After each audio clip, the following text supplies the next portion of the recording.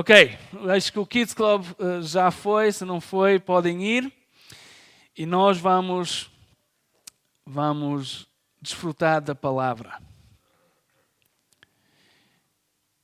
Subamos e tomemos posse da terra. É certo que venceremos. Eu quero que tu imagines uma multidão, pessoas a falar, estão a discutir se podem ou não conquistar esta terra e ouvem de repente um homem a dizer isto: subamos e tomemos posse da terra. É certo que venceremos. Eu diria que isto é uma declaração de alguém com muita fé em conquistar, em vitória, uma pessoa cheia de coragem, uma pessoa cheia de força, de certeza daquilo que seria o resultado final. Agora, alguém sabe-me dizer quem é que disse isso aqui na Bíblia? Esta é a frase de alguém na Bíblia que declarou isto. Alguém sabe? Os que vieram hoje de manhã vão saber, por isso não podem responder. Mas alguém sabe quem disse isto? Não foi Josué? Foi o Caleb. Sim, não é? Caleb, depois de ter estado a espiar a terra prometida por Deus, depois de ter ido com um grupo de 12 para espiar esta terra, quando eles estão a trazer o feedback daquilo, ele, num ato de coragem, num ato de fé, num ato de confiar em Deus, ele declara com toda a força: subamos e tomemos posse da terra. É certo que venceremos. Caleb fazia parte daqueles 12 chefes dos israelitas, das tribos dos israelitas, que foram escolhidos para espiar a terra prometida. Alguém se lembra de mais algum dos espiões? Mais algum dos 12? Temos Caleb, já disseram. Alguém se lembra de mais um? Josué? Alguém se lembra de alguém dos outros 10? Não. É curioso isso. Porquê? O que é que distingue estes outros 10 de Josué e Caleb nesta história? O que é que fez com que Josué e Caleb tenham o seu nome escrito na Bíblia, até referenciado em Hebreus 11, em exemplos de fé? O que é que distingue Josué e Caleb dos outros 10? Porque a nível humano, eles seriam pessoas conhecidas, eram representantes da sua tribo, eram homens capazes, homens corajosos, homens certamente que pessoas estariam a olhar para eles como exemplos, homens que certamente estavam a liderar a sua tribo, eram homens como Josué e Caleb. Mas houve qualquer coisa que os distinguiu, que fez com que Josué e Caleb tornaram-se fazedores de história, heróis de fé, e eles não. Os outros eram losers, não é? 2 deles ficaram conhecidos como heróis de fé, todos os outros tiveram a mesma possibilidade. E é bom nos lembrar disto nesta história.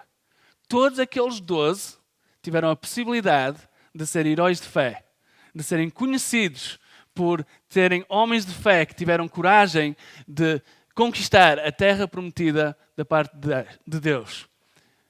Mas 10 deles perderam a oportunidade.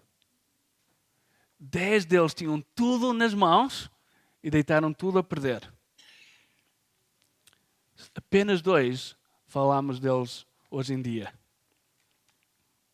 A minha pergunta para ti e para mim hoje é esta: queres ser um fazedor de história?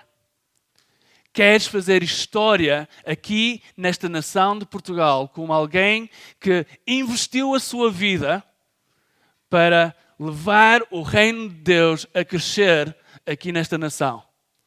E a resposta a essa pergunta vai fazer com que tu faças parte dos 2 ou dos 10? Vai fazer com que faças parte dos heróis de fé desta nação? Ou aqueles que tiveram tudo nas mãos, mas deitaram tudo a perder?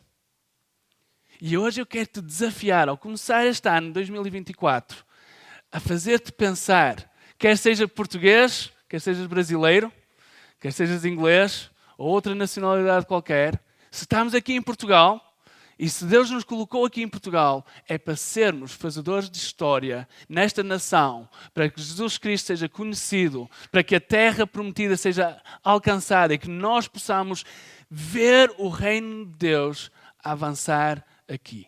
Quem quer fazer parte disso? Eu espero que a resposta seja como a de Josué e Caleb. Vamos lá, subamos, vamos tomar posse desta terra. Josué tem outra frase engraçada. A resposta de Josué é: somente não sejam, quando está a falar com o povo, ele diz: somente não sejam rebeldes contra o Senhor e não tenham medo do povo da terra, porque nós os devoraremos como se fossem pão. Olhem a confiança destes homens. Eles tinham espiado a mesma terra que os outros 10. Eles tinham visto os mesmos gigantes, as mesmas construções, o mesmo número do povo. Tinham visto tudo igual àqueles outros 10. Mas Caleb e Josué, nós até os comemos. Deus está conosco. Só precisamos disto. E conquistaremos. A diferença que faz aqui é a diferença para quem eles estão a olhar. Em quem estão a depositar a sua confiança. Esta foi a diferença de vida e de morte. Como sabemos, aquele povo não conseguiu entrar na terra prometida. Todos acima dos 20 anos não entraram na terra prometida. Por não terem dado passos de fé e acreditar que era possível entrar naquela terra. Só Josué e Caleb, daqueles 12, é que entraram naquela terra prometida. A resposta a este desafio foi de vida e de morte. Foi de andar e caminhar nas promessas daquilo que Deus tinha falado. É que eles, quando foram espiar esta terra, eles vão espiar esta terra sabendo que tem um Deus todo-poderoso por detrás deles, que os tinha liberto do povo do faraó, do povo egípcio, tinham atravessado o Mar Vermelho, tinham visto Deus alimentá-los, tinham visto milagre após milagre após milagre, tinham uma promessa da terra prometida desde o tempo de Abraão. Quando eles estão a entrar, eles finalmente estão a chegar a esta terra prometida da parte de Deus. E Josué e Caleb, eles sabem quem está com eles. Quem está a caminhar ao lado deles, ou até quem está à frente deles. E quando eles estão a olhar para esta terra prometida, eles não estão a olhar para eles próprios e as suas capacidades, nem estão a olhar para os gigantes ali à volta e o que é que eles são capazes de fazer. Eles estão a olhar para um Deus Todo-Poderoso, que respondeu-lhes vez após vez após vez. E que é capaz de cumprir todas as suas promessas. E se Deus tinha prometido aquela terra, não haveria ninguém que pudesse opor-se a eles. Eles iriam ser destruídos. Iriam comê-los como pão. Eles iam ser aniquilados. E o engraçado é que se vocês lerem esta história mais à frente, Raab, ela diz... Ela está ali em Jericó e ela diz: nós temos ouvido as histórias do vosso Deus, aquilo que o vosso Deus tem feito. E nós estamos cheios de medo. Estão aterrorizados. Eles sabiam, o povo ali daquela terra, eles sabiam que eles iam ser aniquilados. Eles sabiam que os dias deles estavam contados. A diferença destes homens foi em quem eles estavam a olhar. Em quem tinham a sua fé. Uma fé não vazia, não leve. Era uma fé real num Deus Todo-Poderoso que eles sabiam que iria responder. Quando eles dão aquele relatório, Caleb disse: subamos e tomamos posse da terra. Os outros estão a dizer: nós não podemos atacar este povo. Ele é mais forte do que nós. E diz que eles começaram a espalhar um relatório negativo acerca daquela terra. O problema de falta de fé é que se não temos cuidado, afeta todos à nossa volta também. Não afeta só a nós, mas começa a afetar aqueles que estão à nossa volta. Porque deixamos que o nosso medo, a nossa falta de fé, a nossa negatividade começa a chegar aos outros à nossa volta. Caleb e Josué estavam a ter que olhar para este povo e a dizer: virem o vosso foco, tenham atenção a quem estão a olhar. Se o Senhor está conosco, ninguém nos pode deter. O que é que são os gigantes? O que é estas construções quando Deus já abriu o Mar Vermelho? Quando Deus já destruiu Faraó? Quem é que são estes gigantes para nos opor? A fé de Josué e Caleb levou-os a acreditar que aquela terra é excelente. E este tinha sido o relatório de todos. Uma terra excelente. Um cacho de uvas teve que ser carregado com 2 homens, como prova daquela terra. A promessa de Deus de dar-lhes uma boa terra, a terra prometida, era real. E aqueles 12 eles experimentaram, eles viram, eles provaram. Josué e Caleb, a fé deles em Deus, fez-os conquistar esta terra excelente. Fez com que fosse deles. Agora, eu estou a dizer isto tudo, porquê? Porque já devem estar a perceber porquê. Porque eu quero nos desafiar a nós a acreditar que nós temos terreno e terra para conquistar aqui em 2024. E eu quero te desafiar desde o início deste ano, a pensar qual é as conquistas que Deus tem para tu fazeres. Vais responder como Josué e Caleb? Ou vais responder como os outros 10? É que sabem, nós estamos numa batalha de reinos. O reino da luz, o reino das trevas. É bem real, é bem presente. Vemos que no mundo espiritual esta batalha está a acontecer. Mas nós sabemos, por Cristo Jesus, que a vitória está ganha. O reino da luz ganha, vence. E então aqui nesta nação, nós estamos numa batalha real do reino da luz contra o reino das trevas. Nós queremos conquistar terreno. Ver pessoas salvas, transformadas, ver portugueses e esta nação portuguesa e os brasileiros e todos os outros que vivem nesta nação linda que Deus nos tem dado. Nós queremos vê-los a serem salvos e transformados. Queremos ver as obras do inimigo a serem derrubadas. E esta é a promessa para os discípulos de Jesus, que nós podemos ser pescadores de homens, que nós podemos conquistar terreno, que nós podemos ver sinais e maravilhas, que nós podemos ver curas acontecer, que nós podemos ver demónios a serem libertos. Acreditas que tu podes? Acreditas no Deus Todo-Poderoso, na palavra de Deus que diz que tu podes? Qual é a nossa reação, a nossa resposta ao começar este ano? Vamos ter uma fé como Josué e Caleb? Certamente é nossa a vitória. Vamos lá, vamos subir e tomar posse desta terra. Deus tem-nos trazido até aqui como igreja. Deus tem feito grandes coisas nesta igreja, ao longo de anos e anos e anos. Quando nós estamos a falar de 2024 e quando eu estou... E ouçam que eu quero dizer isto de uma forma até profética. Eu acho que nós devemos estar a olhar e procurar as dezenas de pessoas salvas. Não só uma ou duas ou três. Eu acho que este ano é um ano para estarmos à procura de dezenas de pessoas salvas. E quando eu digo isso em fé, confiando num Deus que tem-nos trazido até aqui. Temos visto muito acontecer, temos visto grandes milagres acontecer, temos visto muita gente salva. É com uma certeza que Deus é capaz de fazer isso em 2024. Acreditamos nisso ou não? Sim ou não? Sim, vamos lá, temos que fazer um bocado de guerra aqui. Sim? Sim ou não?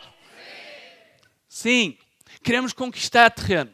O Vale de Sousa é demasiado pequeno, eu creio, para aquilo que Deus tem para nós. Nós precisamos de alargar a nossa tenda e fazer ver que Deus nos tem dado esta nação. Sabem, uma das coisas que eu fiz ao longo desta semana foi reler algumas das promessas que Deus tem estado a trazer a esta igreja. E para alguns isto pode ser novo. Mas algumas das promessas que ao longo de anos Deus tem estado a trazer. E eu não vou trazer as profecias em si, mas vou trazer aquilo que é comum a todas elas. E o que é comum a todas elas é que nós somos chamados para ser uma fonte cujas águas nunca faltam. Um lugar de salvação, um lugar de vida, um lugar de restauração, um lugar de novos nascimentos, de vida e vida abundante. Temos comum Deus a prometer, quase ano após ano, vocês vão ser frutíferos. Vocês vão dar fruto que vai ser para exportar. Vocês vão ser como um local de recursos que não serve só para vocês, mas para fora também. Nós acreditamos nestas promessas incríveis que Deus nos tem dado. Um lugar visível, em cima do monte, onde pessoas vão ver o que está a acontecer. Espalhados pelo norte e depois para sul. Tivemos uma palavra muito clara uns anos atrás de como Deus ia estar a mover a nossa influência no norte de Portugal Leites, ajuda-me. Do oeste para oeste, não é? Norte para sul. Que nós íamos ver isso acontecer através da nossa igreja. Agora, nós temos visto pequenos frutos disso. Mas eu acredito que nós precisamos de olhar para esta terra e acreditar, não, Deus está-nos a dar esta terra. E eu acredito que é para 2024. Para mim, isto é um passo de fé, estar a trazer isto. Sabem porquê? Porque no final de 2024 nós vamos dar a olhar para ver os resultados. Mas eu acredito que Deus está a querer fazer isto. Eu acredito que este é um ano memorável. É um ano para nós olharmos para o final e estarmos a pensar, fomos Josué e Caleb ou não? Assumimos a fé em Deus para esta nação ou não? Demos passos de fé ou não? Mas eu quero dizer isto a nível de igreja, mas a nível individual. Estava a ler um homem a falar sobre fé e ele estava a dizer, se nós caminhamos pela fé, a cada dia temos que estar mais perto do reino. A cada dia temos que estar a ver mais do reino. Se o dia seguinte, se o dia à frente não trouxe nada de novo, é porque naquele dia nós não vivemos pela fé. Nós precisamos estar a viver pela fé diariamente, individualmente e pela nossa família. Quais são as conquistas para a tua família? Quais são as conquistas para ti? O que é que Deus está-te a dar para este ano que tu precisas de dar passos de fé, confiar não em ti, mas também não olhar para os gigantes e confiar em Deus para aquela conquista?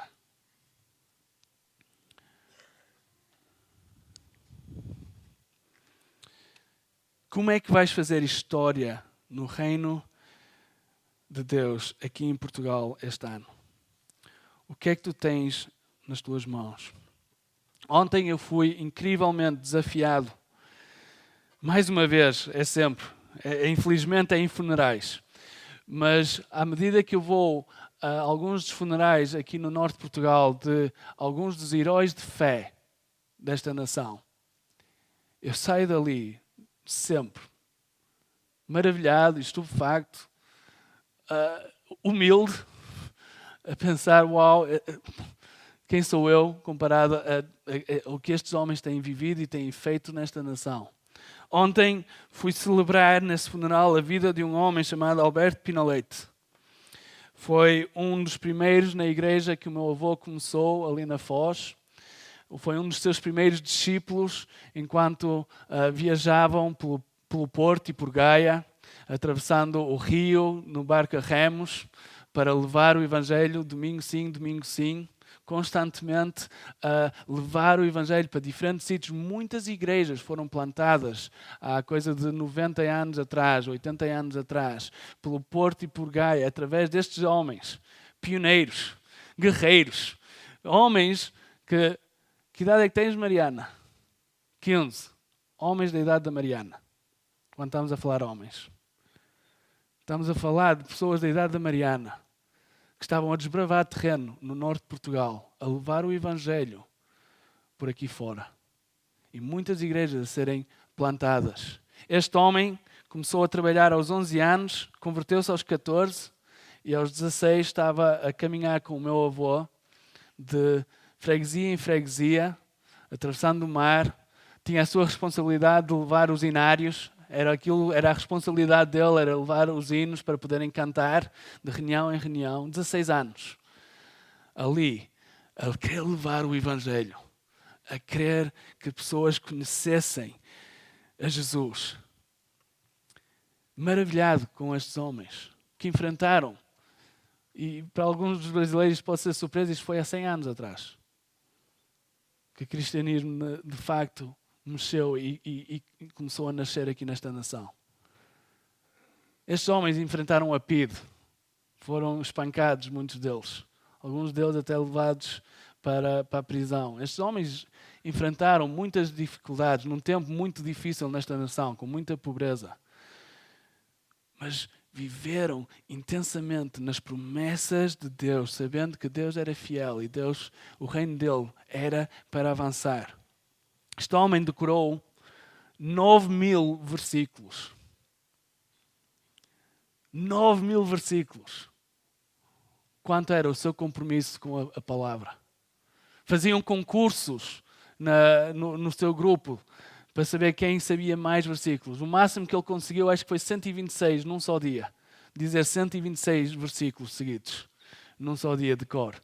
Nós fazemos isso no Kids Club, mas creio que são 9 ou 10 máximo. Não é? 126. Tentariam aprender mais de 1.000 versículos por ano. Ouçam, em todos estes anos ele apenas ganhou o concurso 4 vezes. A concorrência era feroz naquele momento. Quantidade de gente que andava a decorar e a desfrutar da palavra de Deus. Este foi um homem que lutou muito, como eu disse, trabalhou bem cedo e trabalhou 40 anos na PT. Um homem que nunca teve um único dia de baixa.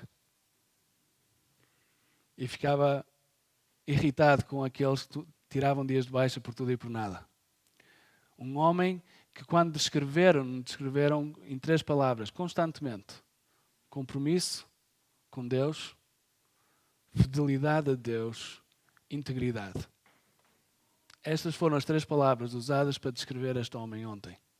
Constantemente, o seu compromisso com Deus, a sua fidelidade a Deus e a sua integridade.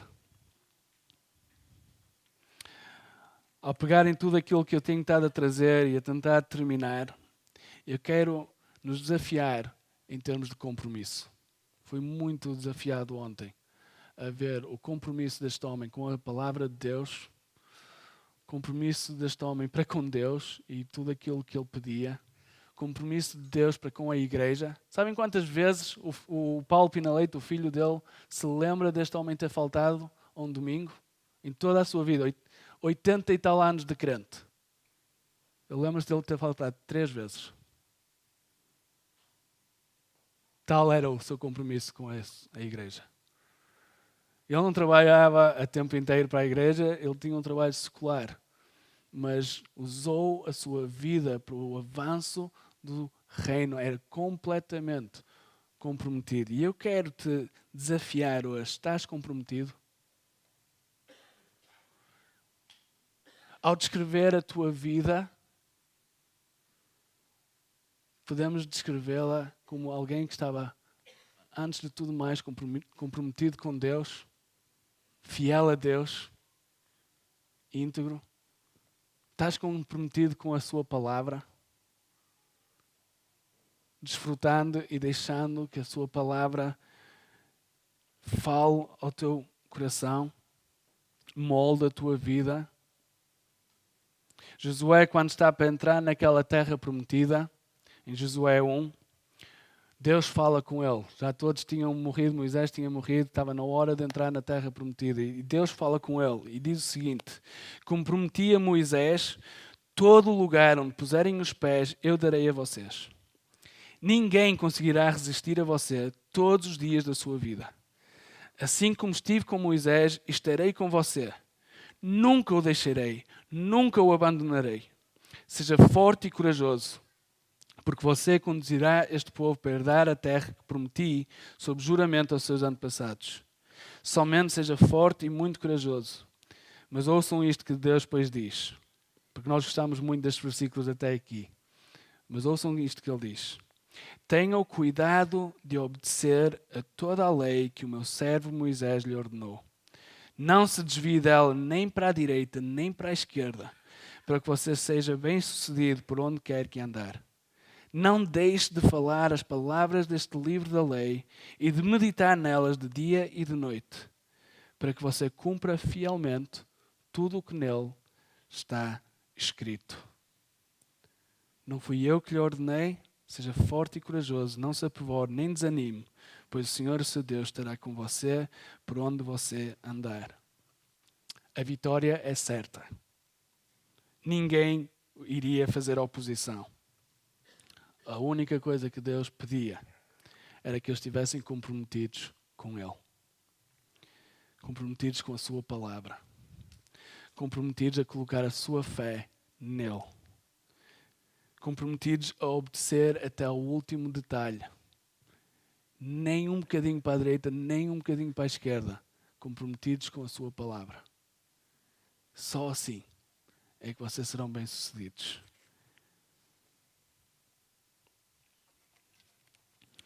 Recentemente estive na Índia e estive num debate com vários estudiosos. E estávamos a falar sobre alguns dos temas quentes do momento. Não é? E era um debate, troca de opiniões.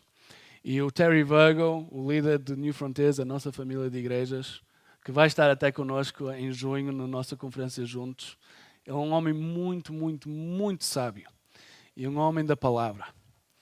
E eu achei tão curioso que no meio de todo o debate ali, a única coisa que este homem dizia era: mas o que é que a palavra diz? Mas o que é que a palavra diz? Nós temos que ver o que a Bíblia diz. E havia alguns: não, mas estamos em tempos mais modernos, temos que ver isto, temos que ver isto, temos que compreender. E a única resposta dele era: mas o que é que a palavra diz? O que é que a palavra diz? Irmãos, eu acho que hoje em dia é muito fácil de não estarmos tão comprometidos assim com a palavra. E é um desafio para nós em 2024. Para programar e planear toda a nossa vida perante a palavra de Deus. E posso desafiar-nos mais um pouco nisto? Esqueçam YouTubes, esqueçam até outros pastores, inclusive, se for preciso, esqueçam-me a mim. O que é que a palavra diz? Nós precisamos de ir ao centro das questões quando estamos a tomar decisões nas nossas vidas. E precisamos deixar que a Bíblia esteja a falar. Não o que um pastor disse. Não o que uma frase bonita me mexeu comigo. Não. O que é que a palavra diz? Para que nem nos desviamos nem para a direita nem para a esquerda, mas mantemos no caminho do Senhor.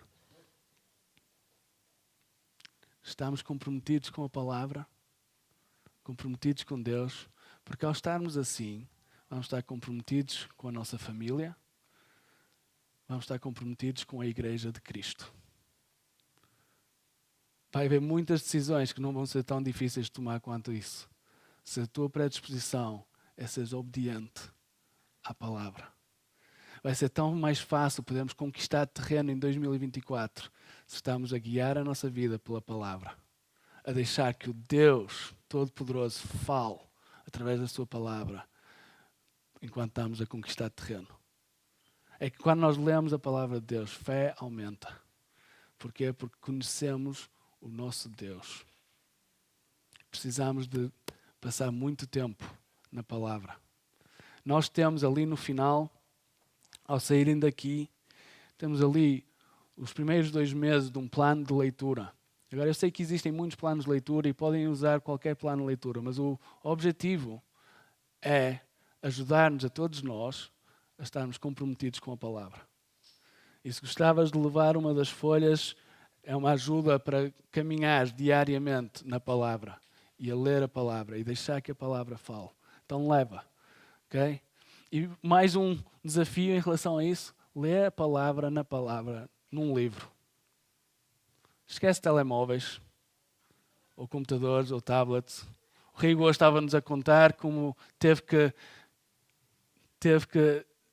deixar o orgulho de parte e aceitar as dicas da Elisa de ir comprar uns óculos para ler a Bíblia através do livro. Certo ou não? Não é? Ele estava a dizer que ler no telemóvel não é a mesma coisa, e não é.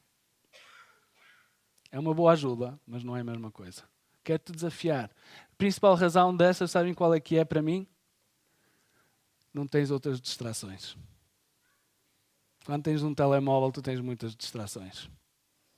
Ou é um WhatsApp, ou é um Facebook, ou é uma chamada, ou é uma notícia, o que quer que seja. Retira as distrações. Passa tempo na palavra. Josué, no final do seu livro, ele diz o seguinte. Eu achei, não foi de propósito, mas achei engraçado que vamos ver as 3 palavras por qual aquele homem foi conhecido, o Alberto Pinoleto. Agora temam o Senhor. Isto é Josué a falar para o povo de Deus. Agora temam o Senhor e sirvam-no com integridade e fidelidade. Joguem fora os deuses que os seus antepassados adoraram além do Eufrates e no Egito e sirvam ao Senhor. E eu creio que isto é um desafio para nós. Joga fora. Joga fora. Qualquer Deus que possa estar na tua vida, que possa estar-te a atrapalhar de viveres no caminho do Senhor em 2024. Toma decisões práticas de coisas que possam estar a distrair-te, abafar a tua fé, fazer-te olhar para o outro lado. Joga fora. Sai deste lugar hoje e joga fora. Antigamente nós até destruíamos aqui estátuas e coisas assim. Hoje em dia, se calhar, são outras coisas. Joga fora. Mas depois Josué diz o seguinte: se porém não lhes agrada servir ao Senhor, escolham hoje a quem irão servir. Porque a verdade é que só podemos servir um ao outro. Não podemos servir aos dois. Temos que escolher. Escolham hoje a quem irão servir, se aos deuses que os seus antepassados serviram além do Eufrates, ou aos deuses dos amorreus em cuja terra vocês estão vivendo. Mas depois ele diz o seguinte: mas eu e a minha família serviremos ao Senhor. Compromisso de Josué. Eu e a minha família serviremos ao Senhor. Integridade, fidelidade e compromisso ao Senhor. Subamos e tomemos posse da terra. É certo que venceremos. Vamos responder em oração? Olhar para este ano. Se estiveres com a tua família, talvez junta-te à tua família e ora pela tua família, como Josué fez aqui.